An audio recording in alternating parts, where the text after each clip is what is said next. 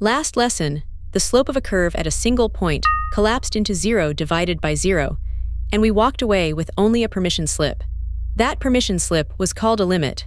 Today we spend it, and out comes the single most useful idea in all of calculus. Here is exactly where we stopped. The curve is y equals x squared, and this amber point sits at x equals 1. To measure the slope right there, we picked a second point nearby and drew the line through both. That is a secant line. Then we slid the second point inward, and the secant slopes marched. 3, then 2.6, then 2.3, heading somewhere obvious. Every one of those slopes was an honest fraction, a real rise over a real run.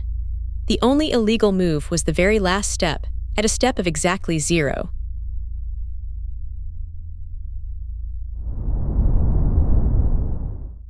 The secant became a tangent, a line that grazes the curve at that one point, and its slope is exactly 2. We proved the number is 2, we just never gave it a name. That name, its notation, and a machine that finds it for any curve at any point, is this whole video. That slope, the limit of the secant slopes, has a name. It is called the derivative, and it comes with notation, so let me introduce it before we lean on it. The first notation is f prime of x. You write a small tick after the f, and you read it f prime. The second is dy over dx. Read it as the change in y divided by the change in x. That word, change, is the whole game. Last time our little step was called h. Its grown-up name is delta x, the change in x. And the rise that step produces is delta y, the change in y. So the slope of any secant is just delta y over delta x rise over run, exactly as before. The derivative is what that ratio approaches as delta x shrinks towards 0, which is the 0 over 0 machine from last lesson, finally switched on and running legally.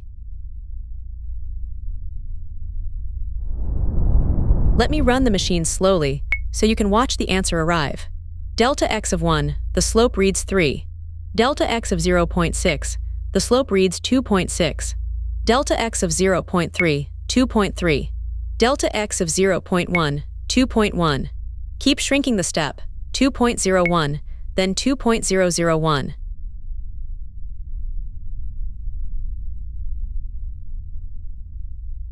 The reading settles onto 2 and stays there.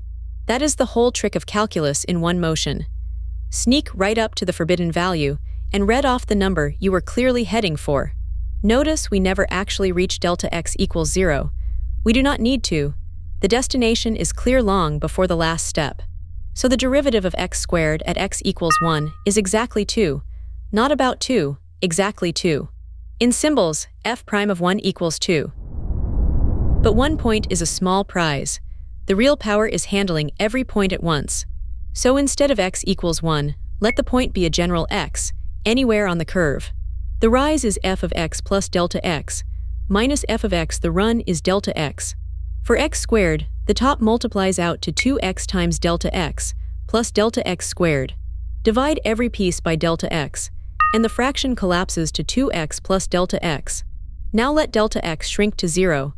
The leftover delta x vanishes, and 2x is what remains. So the derivative of x squared is 2x, a clean formula, valid at every point on the curve. Check it against our hand measurement. At x equals 1, 2x is 2. The same slope, no drawing required. And notice this is a formula, not a drawing. It hands you the slope at x equals 100 just as easily, where no picture would ever help. The 0 over 0 did not answer once. It answered for the entire curve in a single line. This is the leap that makes calculus calculus. The derivative is not a single number. It is a function. It takes in a point and it hands back the slope there. Watch the tangent line slide along the curve and read the slope at each stop. At the bottom of the valley, x equals 0, the tangent is perfectly flat. Slope 0. At x equals 1, slope 2. At x equals 2, slope 4. The curve is getting steeper. Steeper curve, bigger slope. The steepness itself has quietly become a number we can track. To the left, at x equals -1, the curve tilts the other way. Slope -2.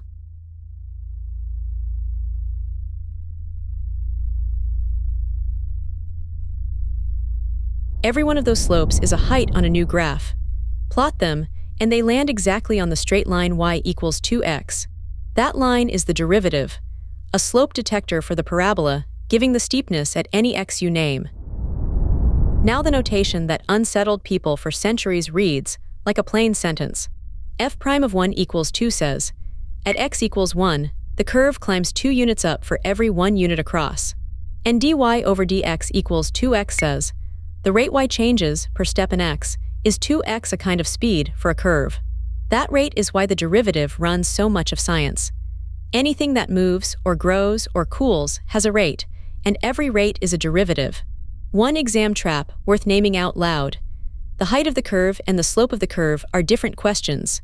At x equals 3, the height f of 3 is 9. The slope f' of 3 is 6. Do not report one when the question asked for the other. And that flat spot at the bottom, where the derivative is 0, is quietly the most useful point of all.